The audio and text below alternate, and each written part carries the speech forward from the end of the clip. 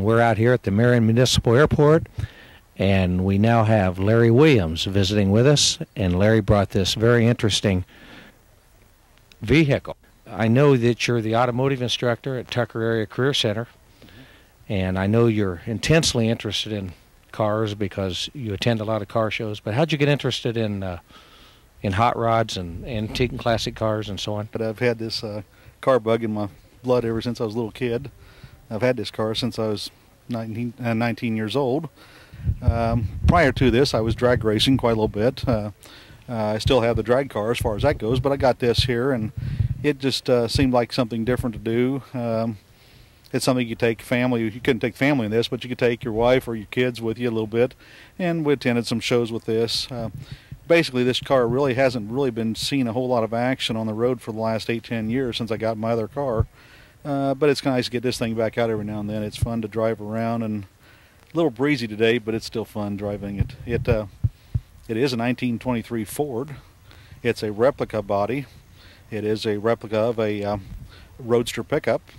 The bed on it is shortened down to only 14 inches long. They call this car a T Bucket. And it's powered by a 66 Pontiac 389. It's a GTO engine. Its stock form was putting out about 360 horse. It's modified. It does run the 3 two-barrel carburetors. It is someplace in the neighborhood of around 450 horsepower. Okay, now, do you have any idea how much this weighs? You have 450 horsepower, and we're sitting on nothing but a rail. Am I right? I mean, what do we weigh? Do you have any idea? Empty weight? Empty weight on this car is a little under 1,000 pounds. That's engine and all, so it's basically what we tell everybody. This is a saddle on an engine, and it's an extremely short wheelbase car, which makes it very hard to handle at higher speeds and stuff because it doesn't want to go very straight. Larry, the lights on the side of the car here, very unusual. Yeah, they are, Ray. Those are 1909 Model T side lights off an original car.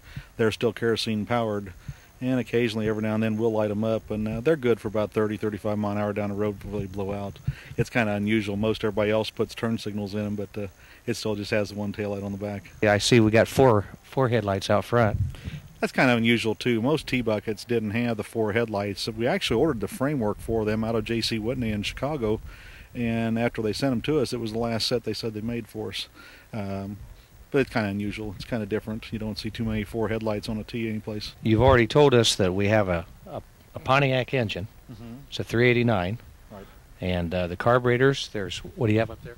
There's 3 two-barrel carburetors. That's factory stock on the 66 GTO.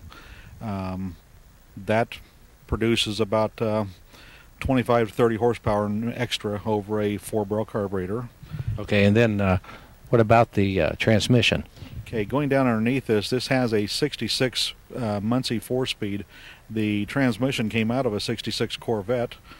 We've been through it a couple of times and have rebuilt it and stuff at that point. And then follows up in the rear end. It has a 59 Ford housing back there. It's kind of a Heinz 57, isn't it? Definitely. It's definitely a Heinz 57. It has the Ford rear end. The body is replica Ford. The radiator, ironically, is an original 1923 Model T Ford radiator. It has been recored and worked over to today's standards to accept the pressurized system. The radiator shell on the front, or the T-bone up front, the brass motor meter, is original from Ford.